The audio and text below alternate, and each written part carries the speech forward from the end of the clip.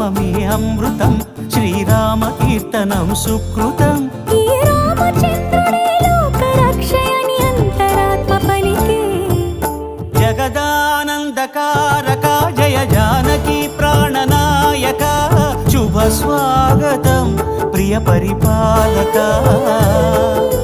జగదానందకారక జయ జానకి ప్రాణనాయక, శుభ స్వాగతం ప్రియ పరిపాలక. మంగళకరమౌ నీరాక, ధర్మానికి వేదిక అవుగాక, మా జీవనమే ఇక పావనముగాక.